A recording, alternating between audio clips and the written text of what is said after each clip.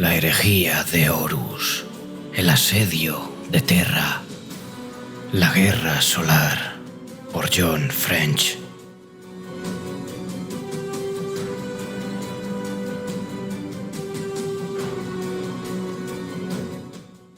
Capítulo 11. Los ángeles amargos de nuestros corazones, el límite de la generosidad. A por ti. Carguero Antius, Golfo Joviano. Señal recibida, ajustando distancia. El tono monótono de la tecnosacerdotisa zumbó por todo el puente. El oficial de guardia, que había estado dormitando, se enderezó de golpe y parpadeó. Beck había estado sentado en una plataforma de mando vacía y trataba de contener la fatiga y los nervios que le invadían el cuerpo por turnos. «¿Qué ocurre?», preguntó Beck. «Indeterminado», repuso la tecnosacerdotisa. Había salido de las cubiertas de motores y se había conectado los instrumentos de mando y de sensores después de que se hubieran alejado de la órbita de Urano. Aquello había tranquilizado a Beck un poco. La tecnosacerdotisa, que él creía que se llamaba Chi 32 Beta, era fría y sin sentimientos, pero no parecía dormir ni verse afectada por el pánico, como sí ocurría con los tripulantes humanos del puente. «Se trata de una pequeña nave de vacío. Es rápida y su rastro de señal es tenue», continuó Chi 32 Beta. «Si extendiera mi análisis hasta una hipótesis informada, podría afirmar que está equipada con sistemas contra Augspex». «Se está escondiendo», dijo Beck. «Ese análisis no es preciso. Es menos que se está escondiendo y más que no disponemos de ojos para verla». «¿Es una nave militar?». «Lo afirmo casi con rotundidad», contestó la tecnosacerdotisa. «¿Nos ha visto? ¿Se está acercando?», preguntó él. «En cuanto a la primera pregunta, mi teoría es que si sus sagrados sistemas de maquinaria son suficientes como para afectar a la fidelidad de nuestros propios Augspex, entonces habrá recibido la bendición de ser capaz de captar nuestra presencia desde hace tiempo». La tecnosacerdotisa hizo una pausa. Beck vio que unos engranajes giraban tras los labios esculpidos de su máscara de acero pulido. «En cuanto a si se está acercando a nosotros, si solo pasa por aquí o si se está alejando, no dispongo de datos suficientes». Beck se mordió el labio. Pensó en llamar a Cole, pero la capitana nominal del Antius se había tornado más y más retraída con cada día que había transcurrido desde su huida de Urano. Cuando hablaba, solía hacerlo como si no estuviera consciente del todo, como si casi no estuviese presente, y cuando estaba concentrada mostraba una furia casi sin contener. Cada vez que se pasaba menos por el puente, y Beck estaba conforme con no saber a dónde iba, pero él no era ningún oficial de vacío. «Ve a buscar a la subcapitana Cole», le ordenó a uno de los oficiales de cubierta de menor rango, uno que casi no parecía ser lo suficientemente mayor como para ostentar ningún rango. «Dile que se dirija al puente de inmediato». El oficial asintió y se marchó. Beck cerró los ojos y se los frotó con el dorso de las manos. Un dolor de cabeza había estado creciendo en el espacio situado detrás de sus ojos durante horas. Un dolor que cada vez era más agudo, según se drenaba la adrenalina de los primeros días de huida y se habían acercado más a Júpiter y al núcleo del sistema que había más allá del planeta. Aún así, todos estaban en la misma situación. Había oído a otros tripulantes murmurar entre sí para contarse los sueños que habían tenido tras volver de las pocas horas de sueño durante las que la mayoría de ellos había conseguido dormir. El ánimo de todos estaba crispado. Se habían producido varios incidentes, discusiones a gritos entre superiores y subordinados. Se trataba de una nave civil, un carguero de corto alcance, por lo que sus tripulantes no eran militares y los hábitos de la autoridad y el mando no estaban logrando sobrevivir a aquella nueva realidad. Además, los refugiados de la bodega. Había ido a verlos cada día hasta aquel, pues la última vez que se había adentrado en la bodega no lo habían rodeado a él, sino la puerta, y había notado desesperación en las miradas perdidas de todos ellos. Refugiados. ¿Acaso no era eso en lo que se habían convertido todos? «La intensidad de la señal se ha alterado», exclamó Chi 32 Beta. Una señal secundaria se está separando de la primera, trazando localización y vector. ¿Qué pasa?, preguntó. Una señal secundaria se ha separado de la primera. Es más pequeña y no puede ocultarse de los sensores. En términos más sencillos de procesar, la nave que hemos detectado ha soltado una lanzadera o una nave del vacío de menor tamaño, y esta es visible en nuestros sistemas Auspex. La estoy usando para extrapolar datos de la señal primaria. La tecnosacerdotisa se quedó en silencio por un segundo, y Beck oyó un zumbido metálico desde el interior de su máscara que le hizo pensar en un grito ahogado. «Recomiendo condición de resistencia y confinamiento interno inmediato». Los oficiales del puente se despertaron de su letargia de golpe y empezaron a moverse deprisa por el pánico. Unas luces estroboscópicas escarlata parpadearon.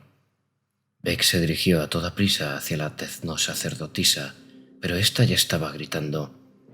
«Están muy cerca. Deben de haber estado acercándose a nosotros durante horas, y la nave más pequeña que han lanzado se dirige hacia nosotros directamente y a toda velocidad. ¿Qué es?»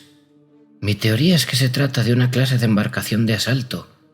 La tecnosacerdotisa rotó su cabeza sobre sus hombros para mirar a Beck a la cara. Sus ojos eran 2 círculos de acero pulido con cristal. «Pretenden abordarnos». «¿Cuánto tiempo nos queda?», preguntó Beck, y a modo de respuesta, una voz de máquina resonó a través de los altavoces del puente. «Preparaos, 10 segundos para el impacto. ¡Preparaos!». Beck se volvió hacia la ventana a tiempo para ver una forma lisa caer sobre ellos, como una flecha de fuego que lanzaban desde la noche. Todas esas personas perdidas, perdidas para siempre, y Beck ni se inmutó. Sacó una pistola. Sí, sacó una pistola. Así que, ¿qué otra opción tenías? Tuviste que hacerlo. Dejó atrás a la capitana. La mató. ¿Qué otra opción tenías? Ninguna. Y todo por sus críos. Todo para que 2 mocosos ricos malcriados sobrevivieran. ¿Cuántos murieron? Los mató. Sí, Beck los mató. No tú. Tú diste la orden de alejarnos del puerto, pero él te habría disparado. No tenías otra opción. Sumida en el silencio, Zadia Cole, otrora subcapitana y en aquellos momentos capitana nominal del carguero de sistema Antius, escuchaba los pensamientos que pasaban y rugían por su cabeza. El pasillo estaba en penumbra. La pistola que llevaba en las manos colgaba de sus dedos y todavía echaba humo, con la corredera abierta sobre una culata vacía. Unos gruesos casquillos de latón estaban por todo el suelo en el que se había agazapado. Más allá de ella, ocultos entre las sombras, yacían los cadáveres.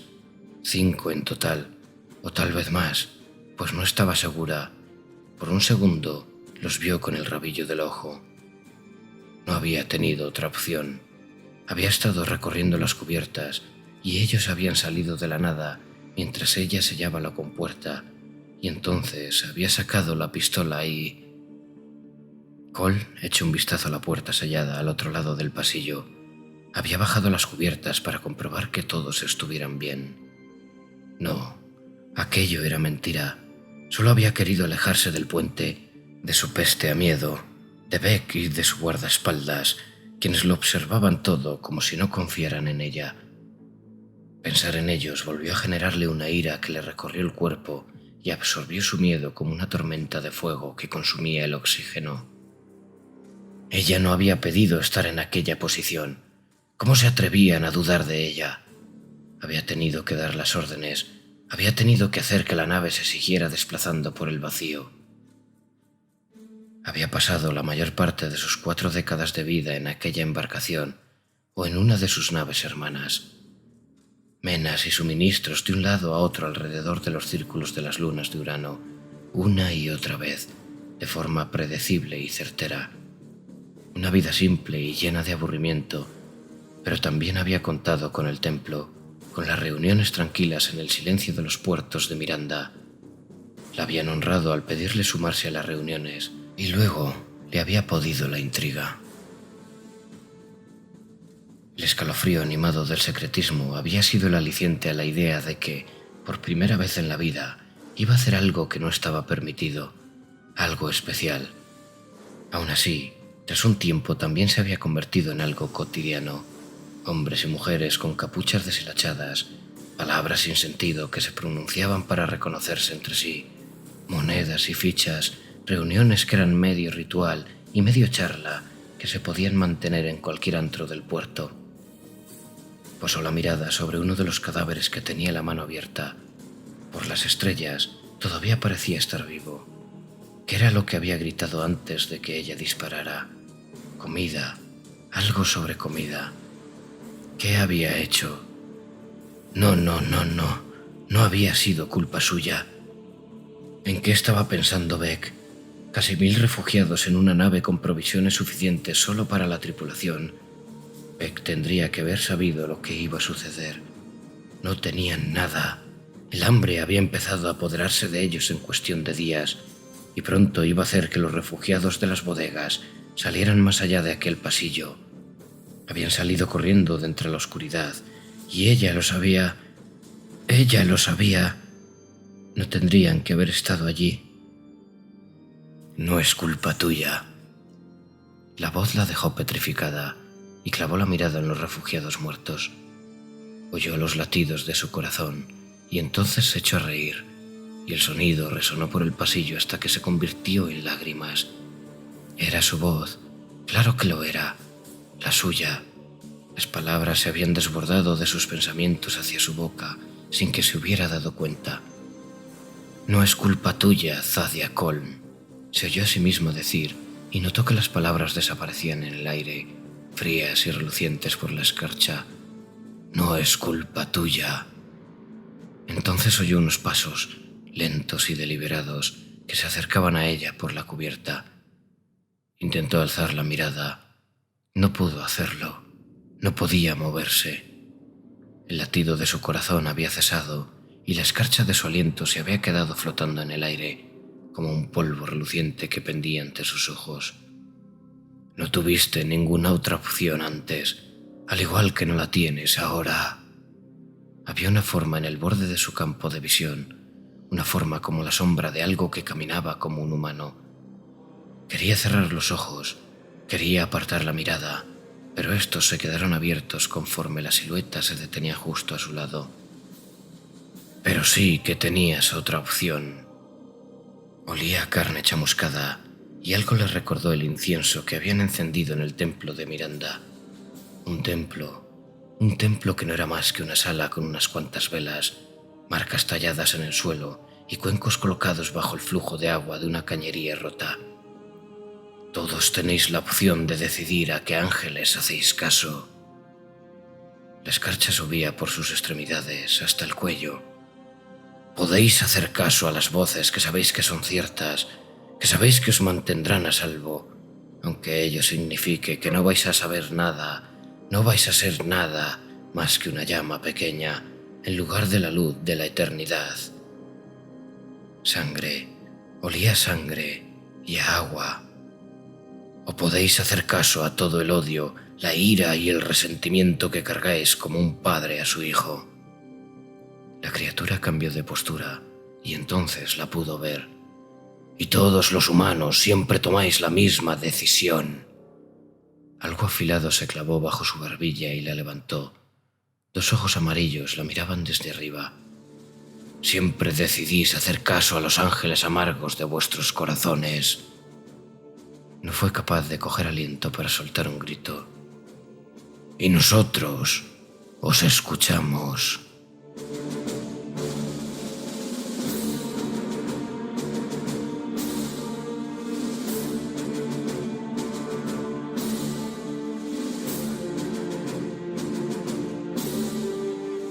¿Eres de Terra?, le preguntó el niño. Sí, contestó Mersadi. Nací allí.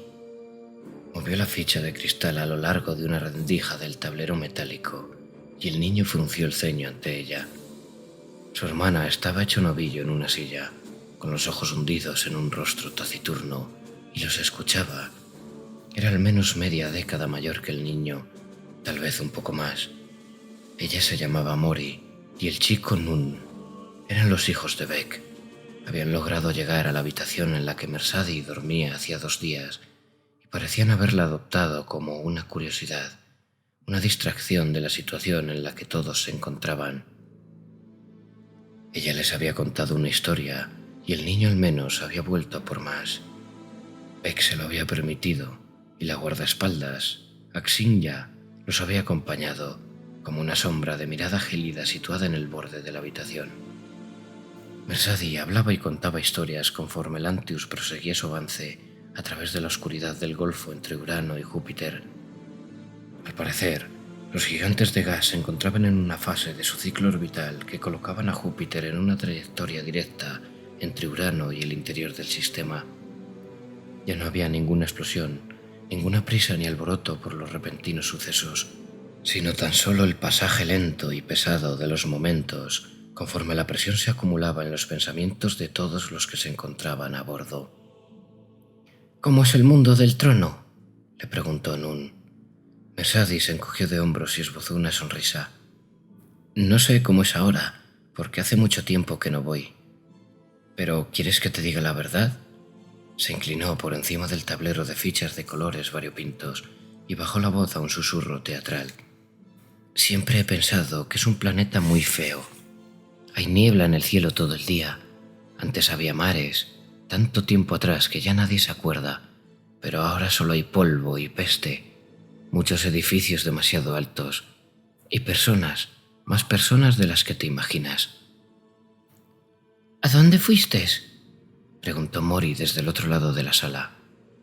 Mercedes miró a la niña, quien casi no se había movido, aunque tenía la mirada fija en ella. «Si hace mucho tiempo que no estás en Terra, ¿a dónde fuiste?». Mercedes le devolvió la mirada a la niña mientras pensaba cómo contestarle. «Fui a ver cómo se creaba el imperio». «¿Qué significa eso?», insistió la niña. «Ya está bien de preguntas», interpuso Axinya desde un rincón. Mercedes miró la guardaespaldas y luego de nuevo las fichas del tablero y a Nun. «Creo que tú ganas», le dijo Mercedes. Las alarmas empezaron a sonar por doquier.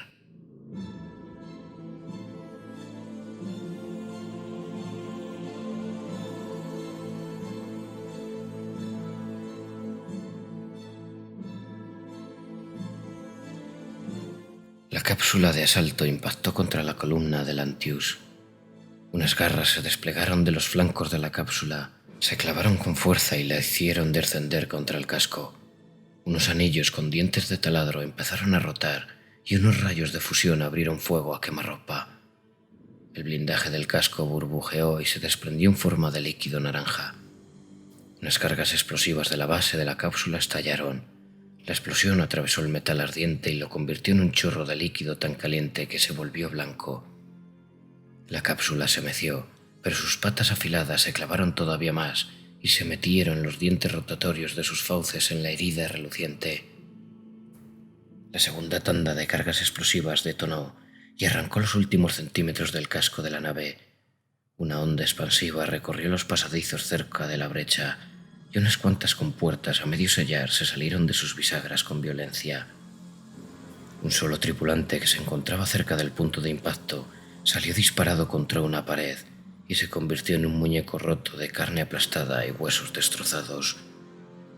Una trampilla en forma de iris colocada entre los dientes taladro de la cápsula se abrió de par en par. Unas figuras descendieron a través de ella, ataviadas con una armadura del vacío de color escarlata. Unas mangueras de presión serpenteaban entre los tanques que llevaban a la espalda y sus cascos redondeados. En los camarotes situados en la popa de la nave, Mercedes se puso de pie cuando el impacto de abordaje hizo que todo el casco temblara. Axinya ya había empezado a moverse y había cogido a los 2 niños en brazos para dirigirse hacia la puerta a toda velocidad. La guardaespaldas portaba una pistola de cañón largo en una mano. «¡Axinya!», la llamó Mercedes. Algo no iba bien, algo que tornaba borrosos los bordes de la conciencia de Mercedes y en lo que no podía fijarse. La piel de la nuca y de los brazos se le había erizado. En su imaginación vio la imagen onírica del lobo que le sonreía con sus dientes afilados y sangrientos. «¡No te vayas! ¡Hay algo!». La guardaespaldas se dio media vuelta mientras pulsaba el botón de la puerta. Tengo que ir a buscar al señor Beck. La puerta se abrió. Axinya echó un vistazo hacia Mersadi y la máscara de control que había llevado puesta se desvaneció por un momento y mostró el odio que albergaba hacia ella. «Todo esto es culpa tuya. Por mí, que se queden contigo». Volvió a dirigirse a la puerta. Los ojos de Nun estaban muy abiertos al mirarla desde el agarre de Axinya. «¡No!», gritó Mersadi. Estaba temblando. Unas sacudidas partían de su núcleo como una carga eléctrica que busca un modo de salir. En su imaginación, la imagen de los símbolos que había visto en el sueño con Keller se alzaron. Los planetas y las señales, los símbolos y los significados. Las marcas habían cambiado, se habían transformado, brillaban por el calor y echaban humo. Con tanta claridad como si se lo hubieran gritado al oído, supo que se trataba de una advertencia. «Hay algo más, algo que está en camino. ¡No te vayas!». Axinya parecía que no iba a detenerse un instante siquiera. Entonces dejó de caminar, sacó una pistola láser compacta del interior de su túnica y la lanzó al suelo, a los pies de Mersadi. «Considéralo el límite de mi generosidad». Y entonces se marchó, tirando de los niños hacia las luces parpadeantes del pasillo al otro lado de la puerta. Mersadi echó un vistazo a la pistola por un segundo, meciéndose conforme la sensación de peligro y amenaza le recorría el cuerpo. Tras ello, soltó una maldición, se agachó, cogió la pistola y corrió tras la guardaespaldas.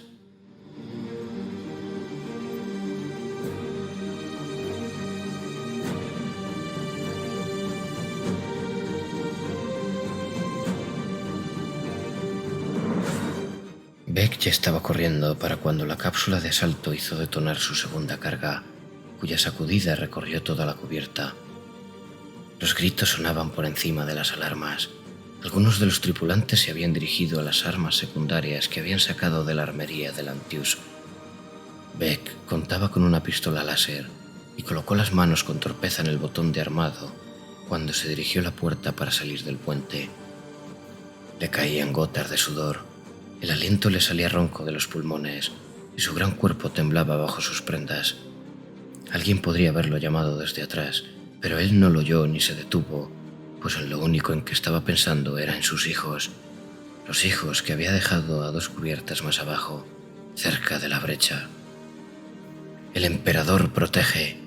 Aquello era lo que Sadia, su mujer, le había dicho cuando la habían llevado por primera vez al templo del emperador Salvador. Siempre lo ha hecho y siempre lo hará.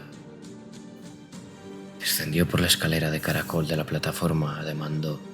Vio a un guardia, aunque éste se dio media vuelta y salió corriendo cuando Beck lo llamó. «Pero, ¿cómo puede ser eso cierto cuando miles de millones de personas siguen muriendo?», había preguntado él. «¿Cómo puede haber una guerra si él nos protege?». Su mujer se había encogido de hombros. Si no existiera la oscuridad ni la posibilidad de perder algo, ¿qué necesidad habría de que nos protegiera? Otra sacudida hizo temblar la cubierta. Las paredes vibraban como un gong. Estaba jadeando y el sudor le caía a los ojos. «El emperador protege, el emperador protege», dijo para sí mismo entre jadeos, y su frase resonó en sus pensamientos. «Por favor, que el emperador los proteja». Llegó a las puertas del puente. Había gritos detrás de él, además del balbuceo mecánico de la sacerdotisa. Las puertas estallaron en una explosión de metralla. Beck salió despedido hacia atrás. Algo lo golpeó en el estómago y le empujó. El aire abandonó sus pulmones y vio que estaba volando, casi sin ser consciente de la pistola láser que todavía empuñaba. Otro golpe lo alcanzó en las costillas cuando chocó contra una columna de soporte y cayó al suelo. Unas siluetas ataviadas con armadura surgieron de la abertura. Portaban una armadura roja, cascos redondeados con rendijas negras en lugar de ojos y armas recortadas que soltaban estática. Unos rayos de luz destellaron. Beck intentó ponerse de pie, intentó avanzar, intentó alzar la pistola. «Deberías confiar más», le había dicho Sadia. Ninguna de sus extremidades se movía. Ninguna de ellas parecía ser suya. Esa es la base de la fe, no la creencia, sino la confianza. Las figuras con armaduras avanzaron mientras disparaban, a paso rápido pero constante. Beck creyó que los gritos se estaban desvaneciendo, pero el mundo era suave y borroso y estaba teñido de rojo en los bordes de su visión. Tiene un plan y él nos protege a todos. «¡Despejado!», dijo una voz distorsionada por la maquinaria desde algún lugar que no alcanzaba a ver. «Lo único que tienes que hacer es confiar». Beck vio los rostros de Nun y Mori en su mente, más nítidos que las sombras rojas que se acercaban a él. «Este sigue vivo», dijo una voz cercana. Beck se percató de repente de lo silencioso que se había vuelto todo. Pese a que las luces todavía parpadeaban, no había ninguna alarma, ningún grito. «¿Confiar y ya está?», le había preguntado él. «No parece gran cosa». «Lo es todo», había dicho ella. «Lo es todo, mi amor». Estaba mirando hacia la rendija negra de un casco pintado de color escarlata. «¡El emperador!», logró decir, y oyó el borboteo de sus propias palabras roncas. El cañón del arma ocultó el resto de la sala. Vio lo chamuscado que estaba al interior de la boca del cañón. «¡El emperador!». Mercedes vio los disparos desde una esquina, por lo que ralentizó el paso, agazapada contra una pared y aferrado con fuerza a su pistola. Los proyectiles cruzaban el aire y los perdigones rebotaban en cañerías y rejillas. Estaba jadeando. Un sabor amargo le llenaba la boca y la nariz. Echó un vistazo hacia atrás, por donde había llegado allí, y vio que las compuertas blindadas se habían sellado tras ella. ¿Podría abrirlas? Y si podía, ¿a dónde iría? ¿Y qué pasaba con Nilus? ¿Dónde estaba el navegador? El grito de un niño le hizo alzar la mirada de pronto. Otra salva de disparos. Otro grito. La idea de volver atrás se desvaneció de su mente y Mercedes se atrevió a asomarse por la esquina. La siguiente puerta estaba solo a 20 pasos de su posición, una abertura pequeña y ovoide. Los dos niños estaban agazapados tras una cañería que sobresalía a medio camino entre Mercedes y la puerta. Mori abrazó a su hermano con fuerza cuando un proyectil rebotó en la pared por encima de su cabeza. Axinya se encontraba junto a la puerta abierta, pistolas en mano, y disparaba a través de la compuerta mientras otras armas soltaban su fuego desde la oscuridad situada al otro lado. Se volvió a agachar cuando una nueva salva de proyectiles recorrió el pasillo. Mercedes llamó la atención de la guardaespaldas y creyó ver que ésta soltaba una maldición. Se produjo un estruendo más grave al otro lado de la compuerta abierta y un proyectil de Volter voló por el pasillo para estallar en la pared opuesta a la esquina. Mercedes vio el brillo de armadura roja en el destello del disparo justo antes de volver a agacharse. Unas siluetas avanzaban al otro lado de la compuerta contra la que disparaba Axinya. La guardaespaldas y los niños estaban atrapados. «¡Mercedes!», gritó Axinya. «¡Te oigo!», dijo ella. Otro proyectil atravesó el pasillo y Mercedes oyó los disparos seguidos de las pistolas de Axinya. «¡Tu lanzadera!», bramó la guardaespaldas. «Está a 2 cubiertas más abajo. La clave de anulación de las puertas de lanzamiento es Juno». «De acuerdo», contestó Mercedes. Entendía lo que le estaba pidiendo. «Llévate a los niños hasta la lanzadera». Mercedes asintió. Todos los pensamientos sobre Nilus, sobre propósitos más grandes y finales conclusivos se habían tornado de lo más distantes. Un pitido muy agudo estaba aumentando de volumen en su cabeza y en sus oídos, y las extremidades le empezaban a temblar. Axinya mantuvo la mirada clavada en ella durante un segundo más. «¡Prepárate!», gritó. Mercedes asintió de nuevo, pues tenía la boca y la garganta secas. «¡Ahora!», indicó Axinya, tras lo cual se incorporó un poco y desató sus pistolas a través de la compuerta. Mercedes empezó a correr y logró avanzar 2 zancadas. Un soldado de armadura pesada roja se encontraba en la compuerta. O bien Axinya no se había percatado de lo cerca que estaban, o simplemente habían evadido sus disparos para llegar hasta la puerta. Mercedes no se llegaría a enterar del motivo. Se agazapó a un lado del pasillo según la pistola del soldado escarlata abría fuego. Un proyectil hizo un agujero en el suelo sobre el que ella había estado. Axinya no titubeó ni un solo instante. Su primer disparo alcanzó al soldado escarlata en el pecho y el segundo impactó en el mismo lugar un segundo más tarde y atravesó la armadura roja. El soldado se tambaleó hacia atrás y empezó a gotear sangre brillante. Axinya se hizo a un lado cuando un rayo de luz atravesó la compuerta. Mersadí oyó el aire sisear cuando el rayo pulsó por el ambiente. Axinya se volvió y giró hacia abajo con el impulso de su movimiento evasivo para darle una patada en la entrepierna a la siguiente silueta que salió por la puerta.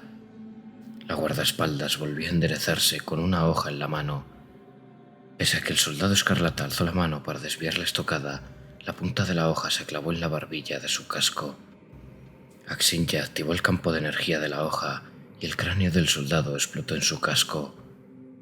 El cadáver empezó a caer al suelo. Axinya dejó ir la daga, arrancó las anillas de las granadas que colgaban de la bandolera del soldado y le dio una patada al cadáver en dirección a la compuerta antes de que éste tocara el suelo. Se hizo a un lado y recogió la daga conforme se movía. Unos rayos de luz aparecieron al otro lado de la puerta. Mersadí le devolvió la mirada a la guardaespaldas. Había marcas de quemaduras en las prendas de Axinya, además de una mancha roja oscura cada vez más grande en su estómago. La ira hervía en sus ojos cuando se encontraron con los de Mersadí. «¡Lleva a los niños a la lanzadera!», gritó. Una onda expansiva naranja atravesó la puerta abierta y fragmentos de tela chamuscada y armadura rota se desperdigaron por toda la cubierta. El humo invadió el ambiente. Mersadí gritó de dolor cuando la presión de la explosión llegó hasta ella. Unos rayos de luz iluminaron la columna de humo y parpadearon a destiempo con el pulso rojo de los lúmenes de alerta. Axinya disparó a través de la compuerta y por un segundo, en el destello rojo, Mersadí vio que el dolor le hacía esbozar una mueca a la guardaespaldas. «¡Ya!», gritó Axinya y volvió a disparar a través de la puerta. Mersadí se alejó de la pared y corrió hacia los dos niños agazapados junto a la cañería. Nun sollozaba y unas lágrimas húmedas le caían por las mejillas. Mori tenía los ojos muy abiertos y jadeaba al mirar a Mersadí. La niña dijo algo, pero el pitido seguía invadiendo los oídos de Mersadí y se le adentraba en el cráneo. Tenía la sensación de que estaba a punto de vomitar. «Venid conmigo», dijo Mersadí y estiró una mano hacia Mori, quien se echó atrás. «Tenemos que irnos, Mori». La chica vaciló antes de sentir, ponerse de pie y darle una mano a Mersadí, mientras con la otra tiraba de su hermano. Axinya disparó a través de la puerta mientras Mersadí y los niños corrieron hacia la esquina por donde Mersadí había llegado hasta allí. Doblaron esa esquina y tras ellos los rayos de energía recorrieron el aire. Mersadí vio la compuerta blindada al final del pasillo, a 30 pasos. 30 pasos más y... Las luces del cierre de la lejana puerta parpadearon de color verde y Mersadí ralentizó el paso. La compuerta blindada empezó a abrirse hacia los laterales del pasillo. Oyó un gruñido de dolor detrás, donde Axinya estaba agazapada junto a la otra puerta del pasillo. Los rayos de energía seguían golpeando las paredes del pasadizo. Mori siguió corriendo hacia adelante y entonces fue su mano la que tiraba de la de Mersadí. Había siluetas al otro lado de la compuerta que tenían delante y su armadura roja relucía. Mersadí tiró de la mano de Mori hacia atrás cuando el primer soldado de armadura escarlata apareció entre ellos y alzó su arma. Mori lo vio y abrió la boca para gritar. El soldado abrió fuego mientras Mersadí tiraba de los niños para cobijarlos tras un soporte de la pared. Unos proyectiles sólidos rebotaron contra las paredes y el suelo, y más soldados se adentraron en el pasillo desde el otro extremo, desde su única vía de escape. Desde donde se encontraban, Mersadí podía ver dónde se había sentado Axinya, en el suelo junto a la compuerta. Las manchas oscuras se habían esparcido por el torso de la guardaespaldas y un trozo húmedo le había sido arrancado desde la parte superior derecha de su muslo. Estaba recargando su pistola con una expresión dura y decidida. Mersadí notó el peso de la pistola en su propia mano y disparó 2 veces. La fuerza del retroceso hizo que los disparos se dirigieran demasiado arriba. El mundo era un rugido de disparos que se acercaba contra ellos como una pinza. Mori temblaba y su hermano aullaba con su llanto. Y en su mente, Lo único en lo que podía pensar era en la luna sobre el agua, los dientes afilados y el par de ojos amarillos, palabras siseadas en un sueño que volvieron a sus pensamientos. Vamos a por ti, lo sabemos, hemos venido a por ti. El pánico le recorrió el cuerpo y se le llenó de adrenalina. Tenía que salir corriendo, tenía que alejarse de allí. Se incorporó. Mori tiró de ella hacia atrás. «¿Qué haces?», gritó la niña. Mercedes trató de apartarse de ella. Un instinto tan puro y crudo que hacía que los demás pensamientos se quedaran atrás le decía que tenía que correr. «Intentarán detenerte», le había dicho el rostro de Killer en el suelo. «Tantos viejos amigos como enemigos irán a por ti». Trató de ponerse de pie tras la cobertura de la columna de soporte una vez más. Un par de soldados escarlata estaban a 4 pasos de allí. Apuntaban con sus armas y tenían el dedo puesto en el gatillo. El tiempo se transformó en un instante, atrapado entre 2 alientos. Mercedes lo pudo ver todo. Los soldados con armadura que avanzaban, los rayos y proyectiles que atravesaban los destellos, la mancha borrosa que era Axinya cuando trató de ponerse de pie y enfrentarse a las siluetas que se acercaban desde la otra compuerta. Y entonces vio la sombra.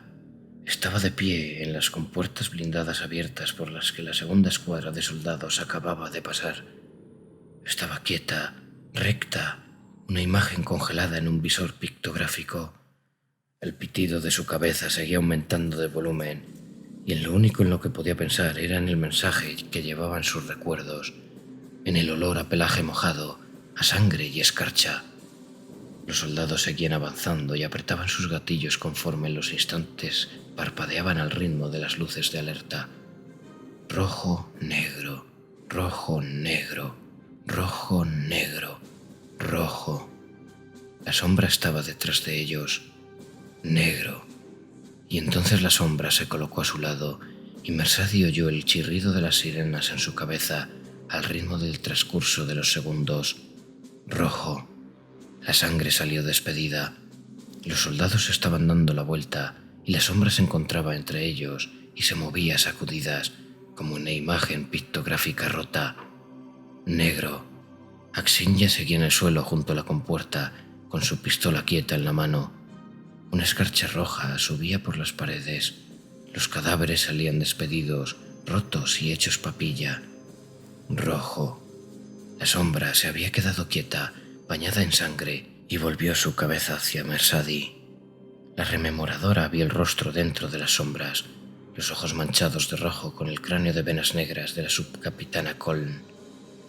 «Hemos venido a por ti», dijo la criatura, y extendió unos dedos que se estiraron en forma de sombra a través del aire, y lo único en lo que podía pensar Mercedes era en correr, en sueños a través de un bosque oscuro, con los aullidos cada vez más cerca de ella. «Somos». El disparo láser atravesó el costado del cráneo de Colm. El cuerpo envuelto por las sombras se echó atrás, y Mercedes disparó una y otra vez, avanzando mientras la criatura se tambaleaba y los disparos la atravesaban. Dio una sacudida y la carne y la sangre temblaron al caer.